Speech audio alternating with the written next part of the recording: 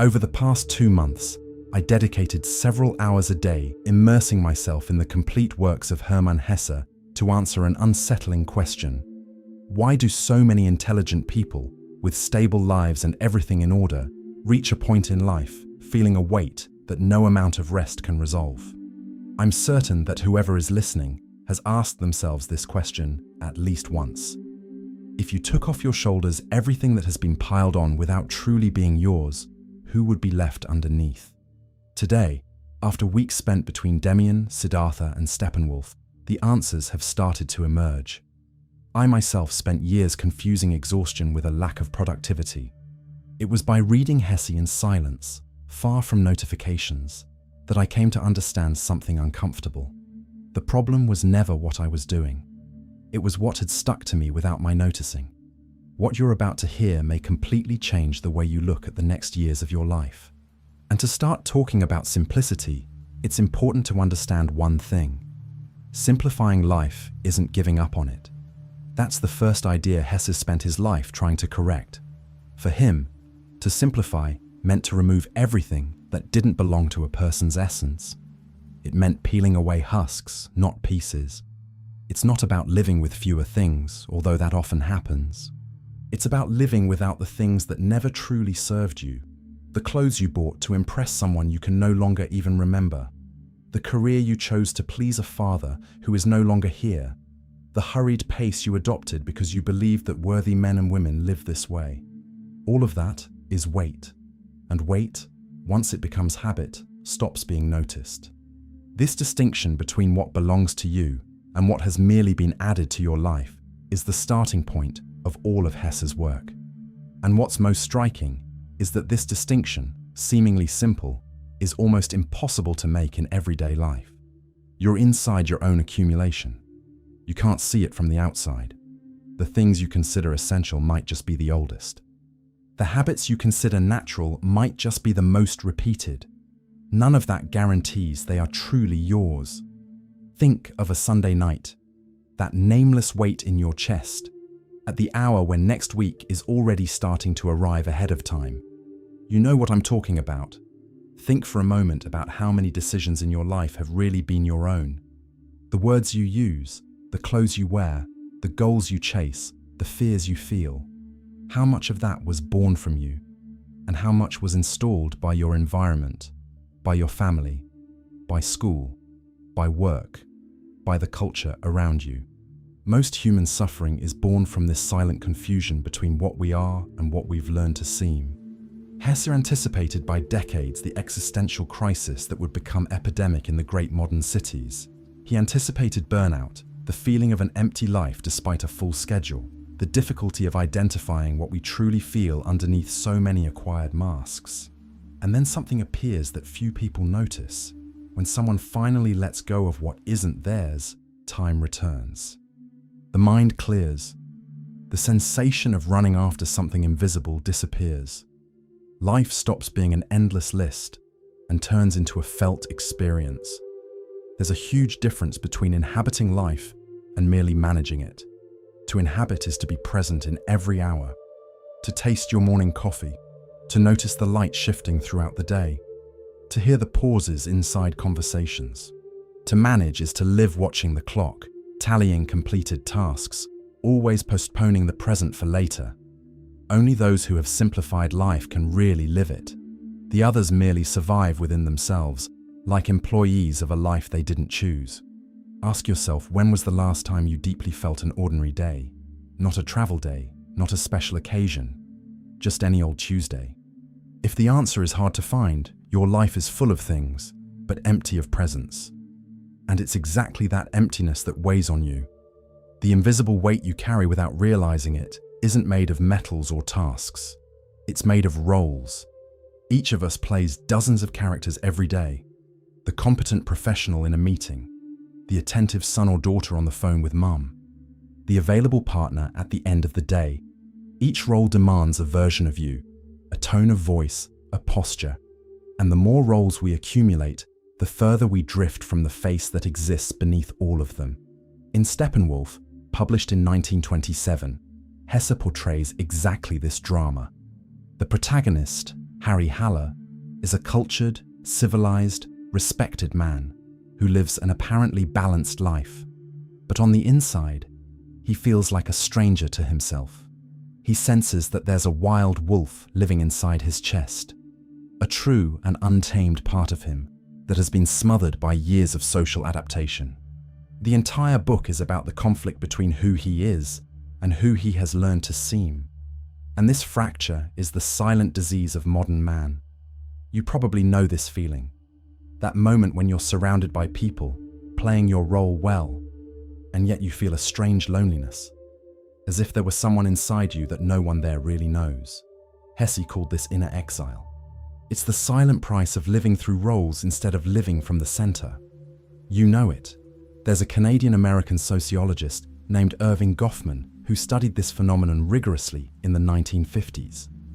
In The Presentation of Self in Everyday Life, published in 1959, Goffman described social life as a permanent theater, where each person plays roles tailored to the audience in front of them. His language is sociological, neutral, descriptive, but the conclusion is staggering. We live most of our lives in performance. What Hesse described as existential anguish, Goffman described as social structure. Both were right, observing the same phenomenon from different angles. And the problem is that this performance doesn't switch off on its own. It becomes automatic.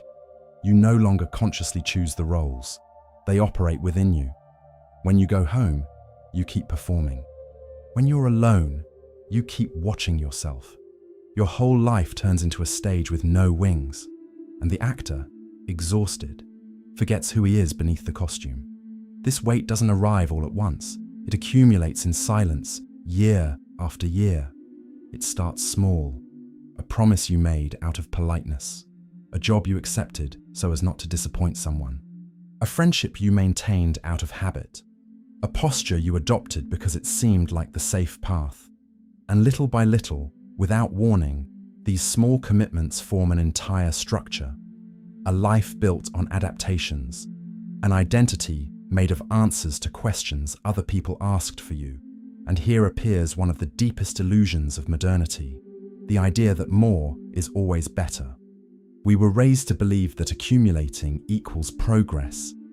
More possessions, more titles, more achievements, more contacts, more experiences, more options. Every new acquisition is presented as evolution. Every new entry on the resume as a sign of maturity.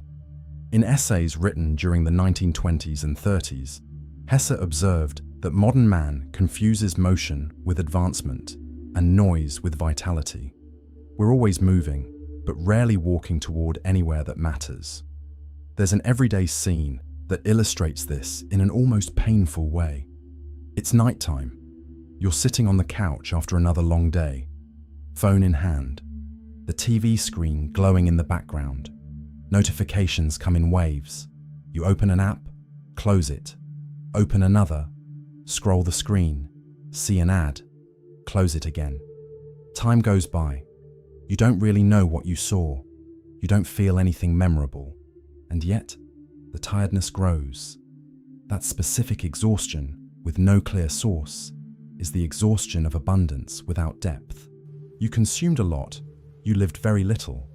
Hesse never knew the cell phone, but he predicted the symptom, and the weight remains. The structural logic of the modern economy depends on you always wanting more. The whole system functions on the assumption that your satisfaction will always be temporary.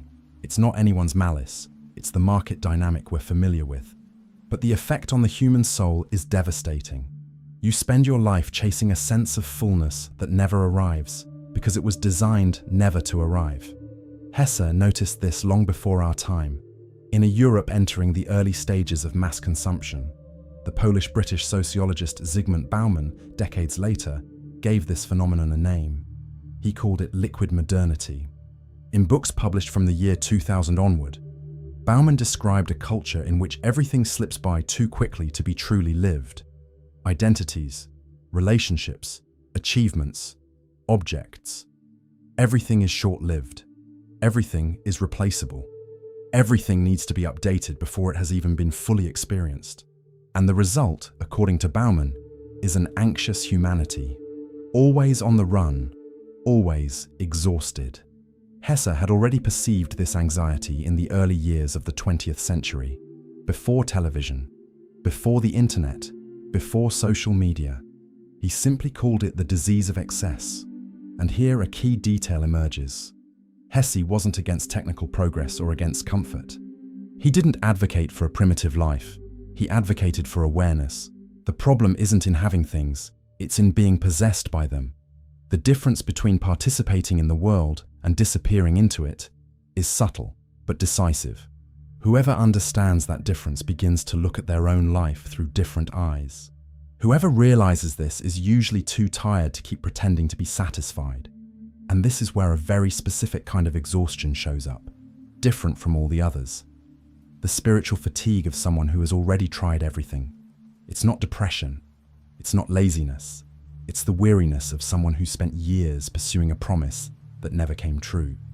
Success, recognition, performance, validation. Every achievement brought a small relief, followed by an even greater emptiness. Every new goal promised to be the definitive one, and none of them was. And in just a few minutes, I'm going to tell you about the only exercise Hesse considered capable of revealing, in just a few seconds, whether a life is worth living exactly the way it's being lived right now. Before that, we need to pass through a thirst no one can avoid. In Siddhartha, Hesse portrays this moment with stunning precision. The character tastes everything the world has to offer: spirituality, wealth, pleasure, power, love. Each experience is lived intensely. And in each of them, at its peak, he realizes he's still thirsty. There's a thirst that no water in the world can quench, because it isn't a thirst of the world. It's a thirst for return, for reunion with something that was left behind even before the search began. The book was written during a phase when Hesse was studying Eastern thought intensively. Years earlier, he had traveled to the East in search of a tradition that seemed to offer different answers from the ones Europe was providing. The trip disappointed him in many respects, but it brought him a decisive insight. The wisdom he was searching for wasn't in a geographical place, it was in a way of seeing. If you want to understand more deeply about Hesse's life, I made a video just about that here on the channel. Today, we're going to focus on what he discovered about life. This way of seeing is what Siddhartha learns over the course of the book. In the end, after tasting everything, the character becomes a simple ferryman. He carries people from one bank of a river to the other. He lives in stillness, observes, listens, and he discovers, in this radical simplicity, the peace that an entire lifetime of spiritual searching had not brought. Enlightenment, if it exists, is not some exotic destination. It's a return to what's essential. It's the discovery that the good life fits into small gestures, repeated with presence. That tiredness, although it may seem like defeat, is actually the beginning of wisdom. It's the soul starting to speak louder than ambition. It's the first sign that something inside you wants another path. Whoever has never reached this point still believes that just one more achievement will be enough. Whoever has reached it knows it won't be enough. And that lucidity, although painful, is a form of liberation. There's a fundamental difference between giving up and growing up, and most people confuse the two. Giving up is stopping before understanding. Growing up is stopping after understanding. Whoever gives up leaves the game thinking they couldn't make it. Whoever matures leaves the game realizing the game was never what it had promised. This distinction is central to Hesse's vision. He didn't preach abandonment, he preached lucidity. And lucidity, when it truly arrives, silently reorganizes everything without needing dramatic gestures to announce itself. There's an important clinical observation made by the American psychologist Daniel Levinson, who studied the phases of adult life in the 1970s and 80s in research published under the title, The Seasons of a Man's Life. Levinson identified a critical period he called the midlife transition, generally between the ages of 40 and 45. It's a moment when many people realize that the life they've built so far doesn't match the life they actually feel. A mismatch appears between what has been achieved and what really matters. This mismatch, according to Levinson, is not depression. It's reorganization. It's a chance to make more authentic choices for the second half of life. Hesse described literarily what Levinson described scientifically. Mature exhaustion is not an end. It's the gateway to a different way of living. And whoever recognizes this gateway has two clear options. Ignore it, return to the race, try to produce more in order to muffle the lucidity, or cross through it, calmly, toward a cleaner life. The first option is more common. It keeps social appearances intact. No one has to explain anything, but the exhaustion only grows. The second option is rare. It requires confronting stares, expectations, old plans, but it leads to the life that has been waiting to be lived all along. But getting to this point isn't enough. Recognizing the problem is the easy part. The hard part comes afterward, when you have to start letting go. And that gesture takes courage, not strength. It's harder than achieving, because it involves admitting that part of what you've built over decades no longer serves you. It involves looking at old choices and acknowledging that some of them were mistakes. It involves accepting that you spent time, energy, and money on things that didn't suit you. And the human ego strongly resists this kind of admission. Hesse wrote, in one of the most well-known passages of Demian, that every true transformation begins with a farewell. And he added that most people avoid this farewell their whole lives. They prefer to keep relationships that have grown cold, habits that have become unhealthy, houses too big, calendars too full, ambitions too old. They prefer the familiar, even when it hurts them, to the unknown, even when it would set them free. There's a psychological concept called loss aversion, studied by researchers Daniel Kahneman and Amos Tversky from the 1970s onward. They demonstrated, through rigorous experiments, that human beings feel the fear of losing something far more intensely than the joy of gaining something equivalent. This asymmetry explains a large part of the emotional conservatism of adults. You know you need to change. You know rationally that you'll feel better afterward. But the emotional part of the brain screams against the imminent loss, even when that loss is liberation. That's why courage is more decisive than willpower. What sets you free is the willingness to walk through the fear of farewell. Think for a moment about something you've known for some time now. You need to end. It could be an old routine. It could be a relationship that has become nothing more than habit. You know it, and even knowing it, you keep putting it off. It's not for lack of intelligence, it's out of fear of farewell. Each new life requires the death of a previous one. No one taught you how to stop. And whoever allows themselves to let go discovers something surprising. The fear was greater than the actual loss.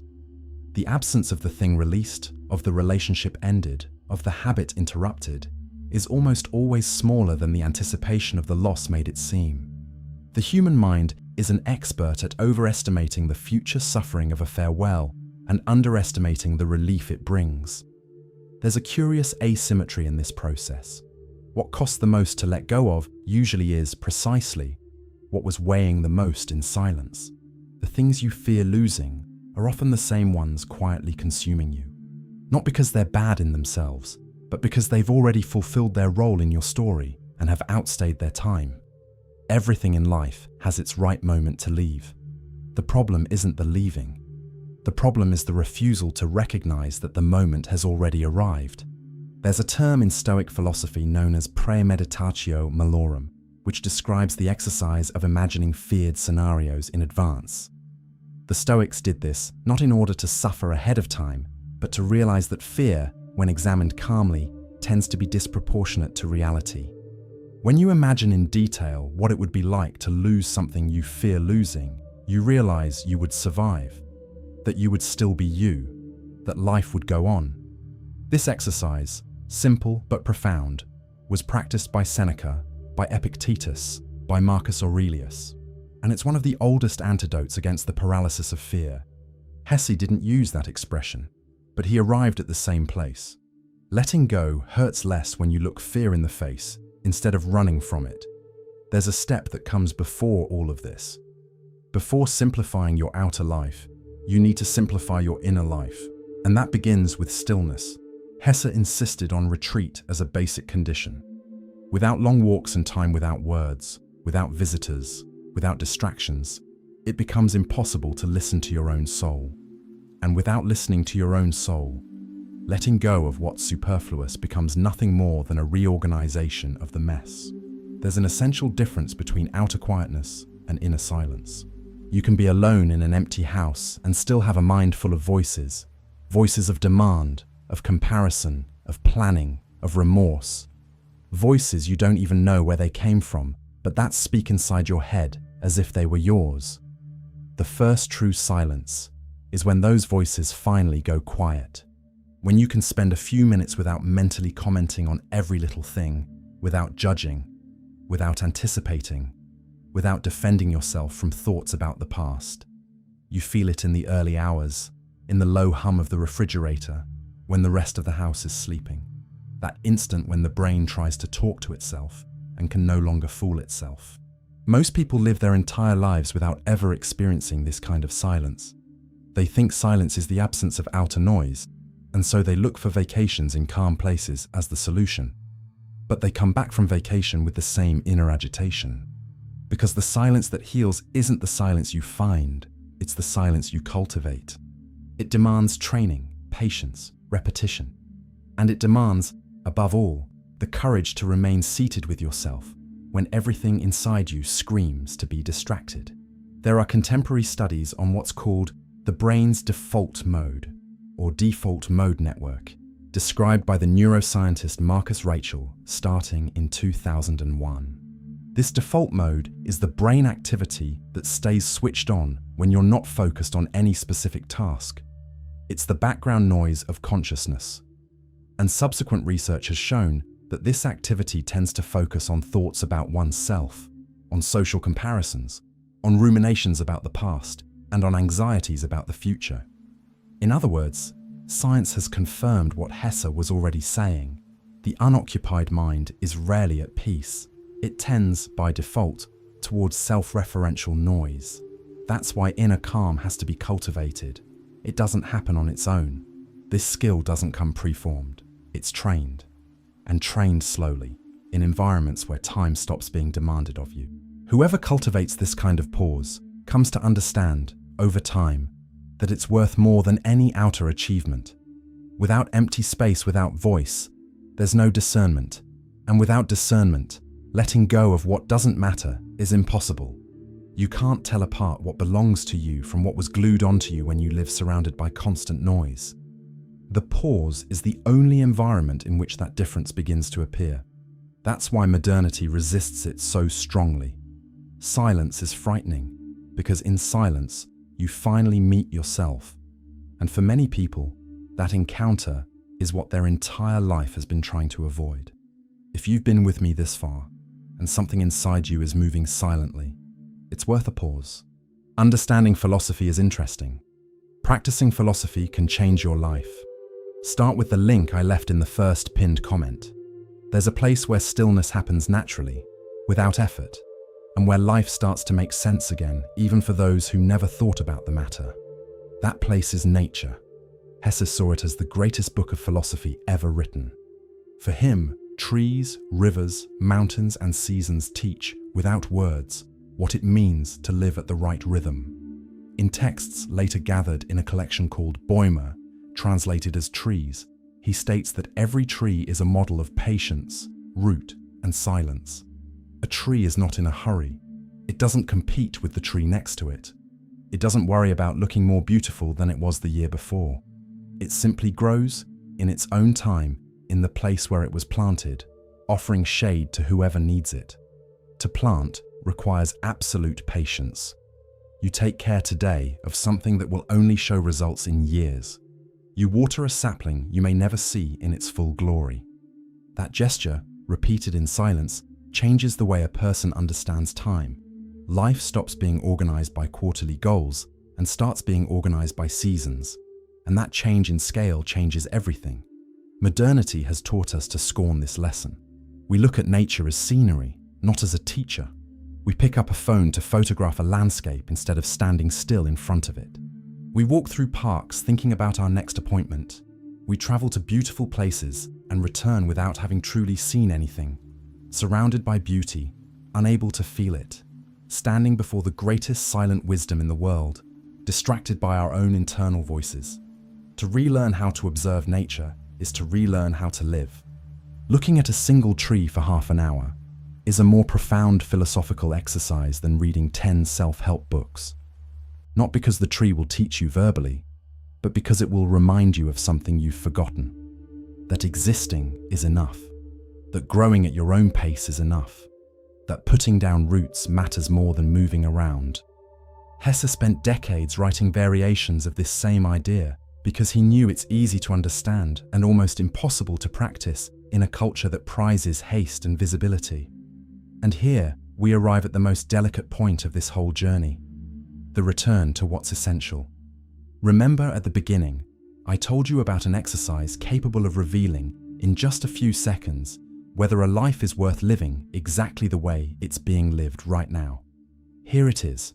Look at your current life and ask, with radical honesty, what would survive if everything superfluous were taken away? Which relationships would remain? Which habits? Which possessions? It's a difficult exercise because it reveals how much of your life is organized around the non-essential. But it's also the most liberating exercise there is. Every person carries within themselves an inner voice that knows exactly what's essential. It's not a mystical voice. It's nothing supernatural. It's your deepest intuition, calibrated by your entire history, sensitivity, and experience. That voice speaks softly. It doesn't compete with the voice of work, of family, of culture, of advertising. It waits. And it only speaks when the noise stops. That's why stillness is a precondition. Without that empty space, without voice, you never hear what you already know about the way forward. Reducing is the method. Discovering what's essential is the destination. These two movements are complementary but not the same. Reducing is the practical side. Removing things, removing commitments, removing thoughts. It's the visible outer work.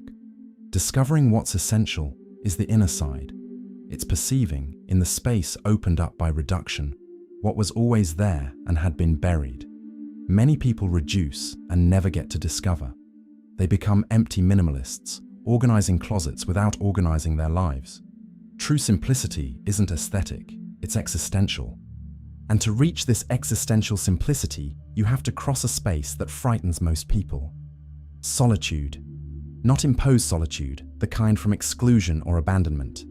Chosen solitude, the kind of strategic withdrawal. Whoever is never alone never truly knows themselves. They live reflected in the eyes of others, adjusting to each different social mirror. True simplicity is born from the silent intimacy that only emerges when no one is watching. That intimacy is rare. You can spend decades with someone and never have it with yourself. You can have thousands of followers and never have sat in silence with your own mind for a full hour. This encounter with yourself is the fundamental work of a life. Everything else is ornament. Career, family, travels, achievements. All important. But none of it replaces the silent work of getting to know yourself. The exhaustion has already arrived first. There's a specific kind of solitude that hurts, and there's another kind that heals. The first is the solitude of someone surrounded by people and yet feeling disconnected. That's the modern solitude par excellence, and it's painful because it reveals an emptiness that no one fills from the outside. The second is the chosen solitude, the voluntary kind, that serves as a space for inner reorganization. That solitude doesn't hurt, it liberates. The difference between the two doesn't lie in the presence or absence of company. It lies in the quality of the relationship the person has with themselves when no one is watching. The French philosopher Blaise Pascal, back in the 17th century, wrote one of the most lucid sentences ever formulated on the subject. All of mankind's unhappiness comes from one single thing, which is not knowing how to stay quietly alone in a room. Hesse knew this sentence and quoted it in his correspondence. Pascal had pointed out, in a single line, the engine of almost all modern escape. People numb themselves with activities, trips, parties, screens, precisely because silent solitude would expose what they fear most, the encounter with their own inner life. And when this encounter is avoided for decades, that inner life becomes unknown. And the unknown always frightens us more than it deserves. In Demian, a book published in 1919, just after the First World War, Hesse formulates one of the most quoted ideas in 20th century literature. In essence, he writes that every human being is more than himself, that he carries within him a unique and unrepeatable point where the phenomena of the world intersect in a way that will never repeat itself. You are irreplaceable. There's a perspective, a sensitivity, an inner experience that only you have, and as long as you live imitating others, that unique point never manifests. Returning to the bone is the path back to it. And here appears another point that costs most people dearly: letting go of other people's approval. A large part of what complicates life is the constant effort to please, to impress, to live up to expectations. You get exhausted because you sustain, day after day, an image that has to be maintained. You smile when you don't want to. You agree when you should refuse. You perform an enthusiasm you don't feel. All of this is a silent form of violence against yourself. And the more time you spend in this performance, the further you drift from who you really are. Hesse repeated, in letters and essays throughout his life, that as long as someone lives based on the judgment of others, they will never be free. And inner freedom has a clear price: to stop belonging to everyone in order to finally belong to yourself. Some people will think you're different, others will pull away. Some will openly criticize. It's inevitable. Every time you get closer to who you really are, you become inconvenient for those who related to the old, fake, adapted version of you. That's a natural filter. Painful, but necessary. There's an important observation made by the Swiss psychiatrist Carl Jung. Jung said that every person carries a persona, a social mask built to function in the world. The persona isn't bad in itself. It's necessary for coexistence. The problem happens when the persona takes over. When you identify so much with the mask that you forget it was just a tool.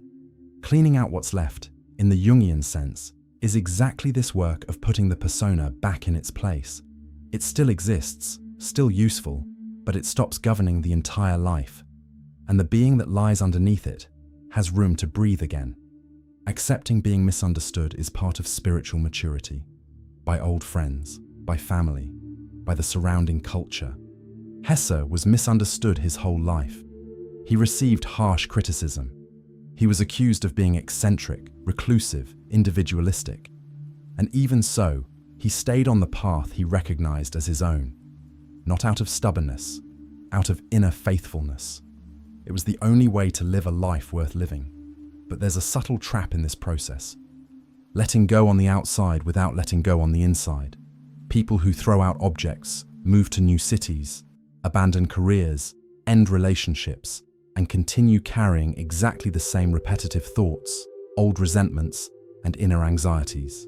The house becomes empty, the schedule free, life apparently light, but the mind is still crowded, and nothing has actually changed. Only the scenery is different. People who move to other countries thinking they were changing their lives discover after some time that the problem wasn't there. It was inside. The dissatisfaction had traveled with them. The old thoughts continued. The wounds hadn't been treated, just relocated. There's an old Roman observation that Seneca used in his correspondence. He wrote that the person who travels a great deal without transforming internally only takes with them the problem they were trying to leave behind. Seneca wrote this in the 1st century of the Christian era, and the observation is still accurate today. Outer changes can be part of the path, but they never replace inner work. You can change your city, your career, your relationship, your appearance. But if the way you relate to yourself stays the same, before long the old feeling returns in the new setting, dressed in different clothes. Outer transformation without inner transformation is just escape. And escape, no matter how well disguised, always charges its price later on. True simplicity is, above all, a silent work inside the chest, looking at repetitive thoughts, recognizing old resentments, working through them, untying inner knots. That work doesn't show up in any photograph. No one applauds you for it, but it's the work that supports everything else. And it's at this point that Carl Jung returns as a decisive intellectual influence. The central idea is clear. No one tunes their life by running from themselves. You have to look at your own contradictions, weaknesses, and old pains. You have to make peace with what you've always hidden from yourself. Jung called this work the integration of the shadow. Hesse translated the concept into literature. The shadow, in Jung's thinking, is everything a person rejects in themselves and banishes to the unconscious.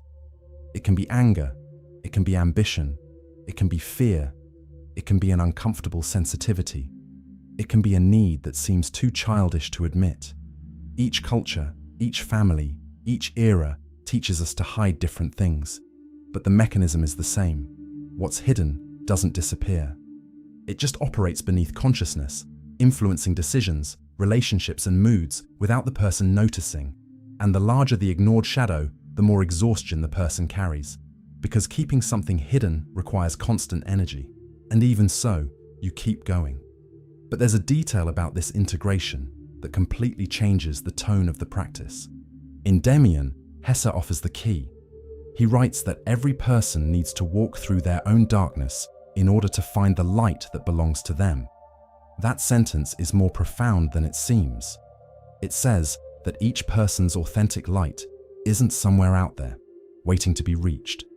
It's right on the other side of their own shadow, behind what you don't want to look at, behind old fears, unresolved angers, hidden fragilities. Most people avoid that place their entire lives. They live illuminating only the comfortable parts of themselves, and they pay the price of never feeling whole. To let go is to stop pretending we're only half of what we are. When you integrate the shadow, you don't become worse or better. You become whole. And wholeness changes everything. The energy that was spent maintaining appearances can now be used in living. The strength that was dedicated to hiding fragilities can now be used in creating. The exhaustion lessens because the inner duplicity ends. You start to live from a single place, instead of swinging between facade and essence all day long.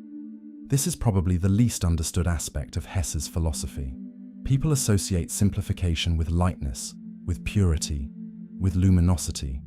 But true inner simplicity is darker than it seems. It demands that you accept that within you there are parts you've always wanted to deny.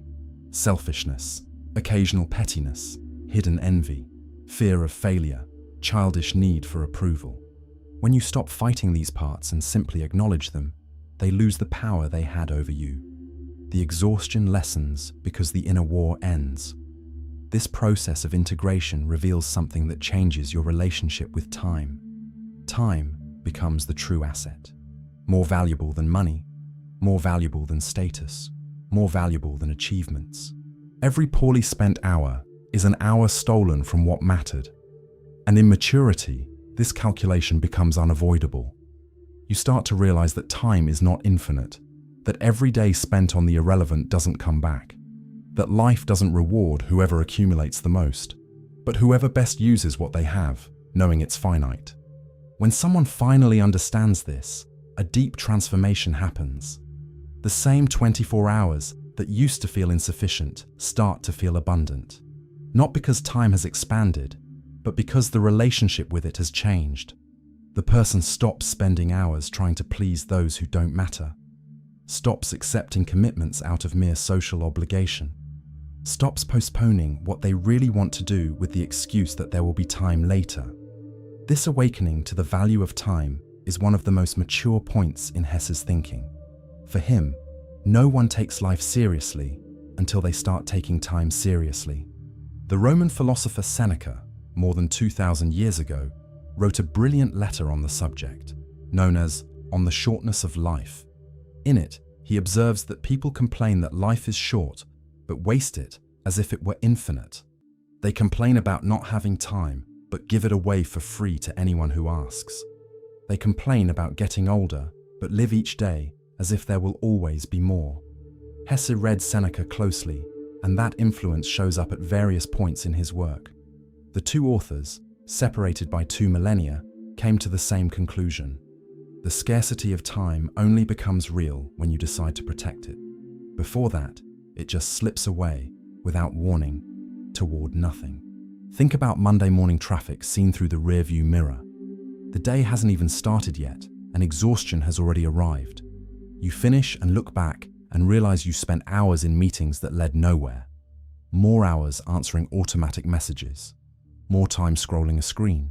And in the end, very little of the day was left for you. For what you really wanted to think about, feel, create. That's the silent theft of modern life. It doesn't happen in big events. It happens in this daily erosion of what deserved attention, and no one notices. Removing weight is, deep down, reorganizing time around what deserves to be lived. And that involves learning to say no. Well-tended time is selective. It declines invitations. It limits interactions. It reduces social commitments to the bare minimum. Not out of unfriendliness, but out of deep respect for what is finite. Every yes to something irrelevant is a silent no to something important. This invisible math organizes or disorganizes an entire life. And here a trait of Hesse's philosophy appears that often surprises those reading him for the first time. The greatness of small gestures, the beauty of a discrete life. Hesse found in details what many people search for in great events. A cup of coffee taken slowly on the porch, a walk at dawn, a handwritten letter, a long conversation with a few people. These gestures, and not the spectacular feats, are the true substance of life. The simple life is not poor. It is attentive. Whoever learns to see beauty in the ordinary never again misses spectacle. That's a profound transformation. And perhaps the most underestimated of all. Because the modern world teaches you the opposite. It teaches you that the ordinary is boredom, that routine is failure, that the good life has to be full of extraordinary events. Hesse dismantles this idea with elegance. He shows that the ordinary, when lived with presence, becomes sacred again. The smell of yesterday's reheated coffee the next morning before any notification arrives. That moment, fully felt, is worth more than 10 trips lived halfway.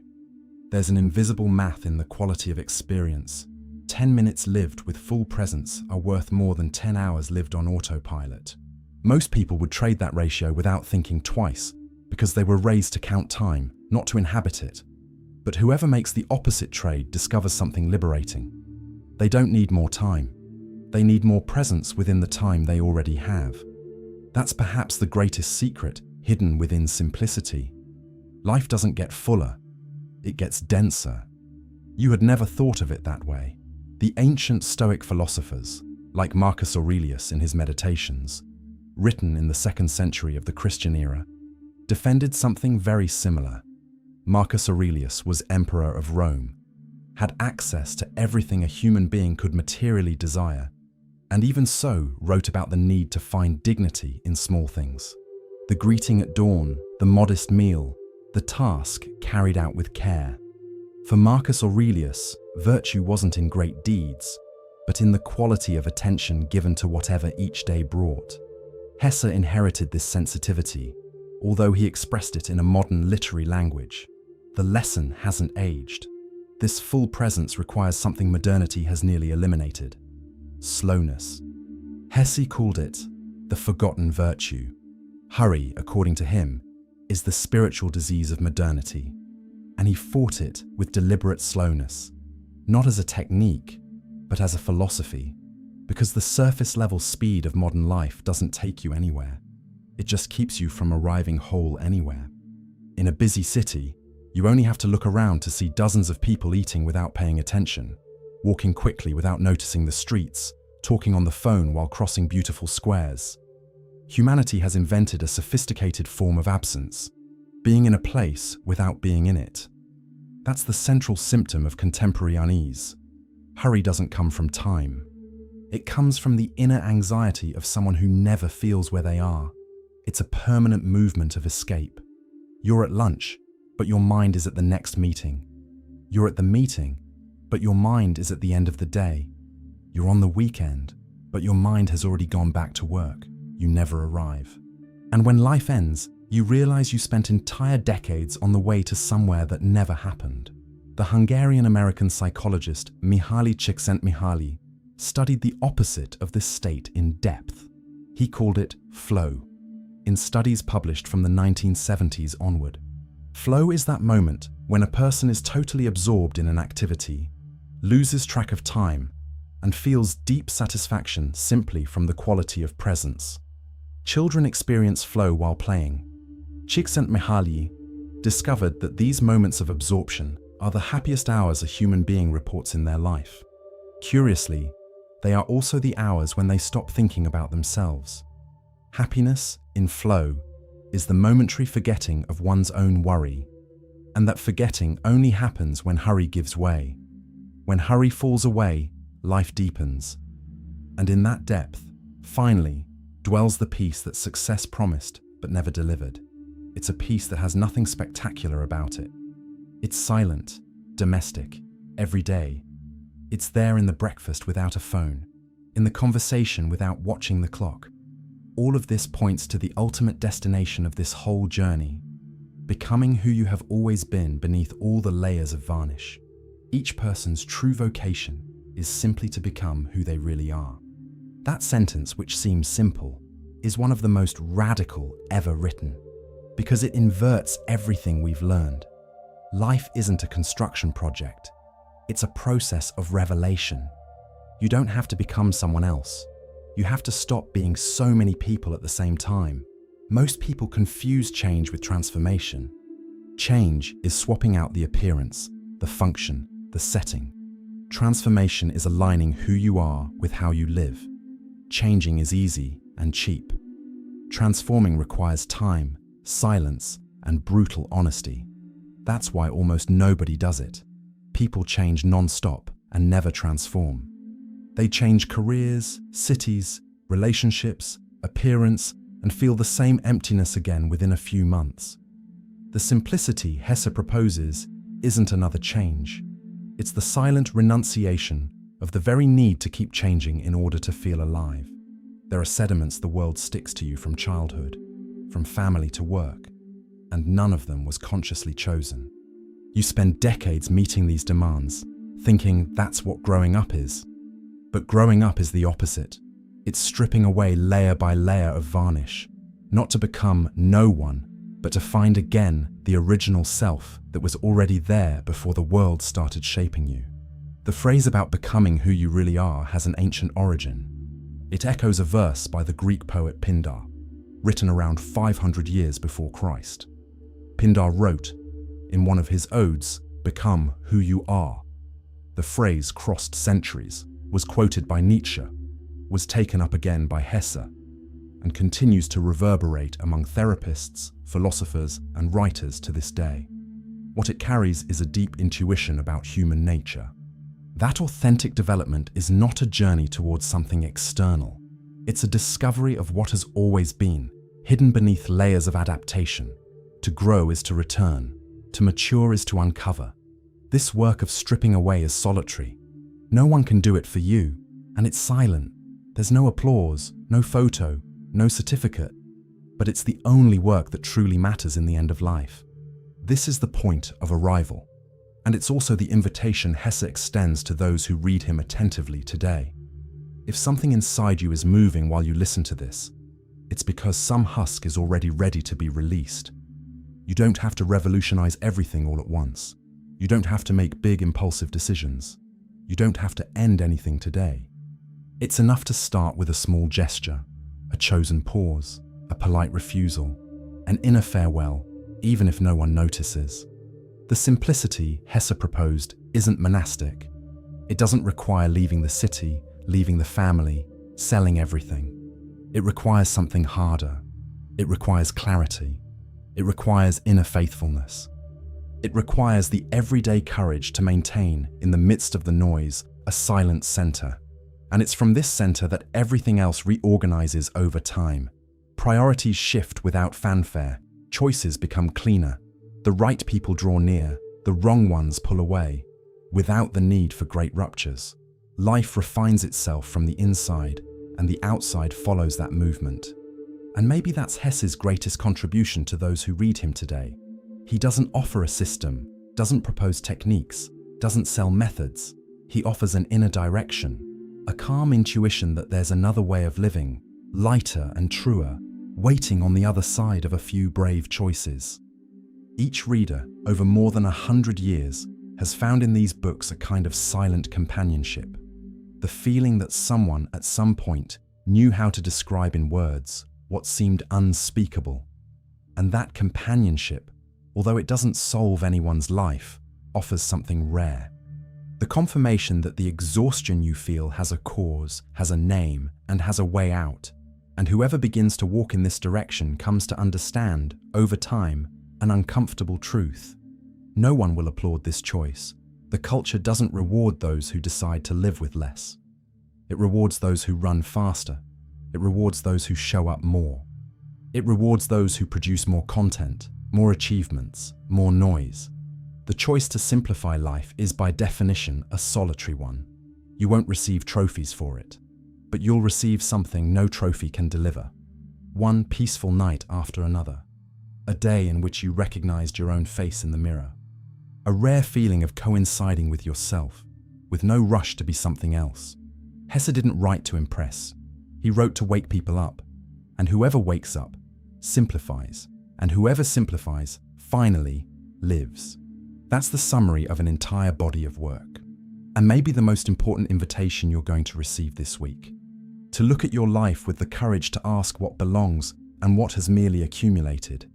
And to have the patience to let go, at the right pace, of what no longer serves you. If something here resonated with you, leave a like, subscribe to the channel, and join our members club, where we go deeper into this content with more intimate discussions and exclusive material. The journey of simplifying life isn't done alone, but it always begins with a silent decision inside you.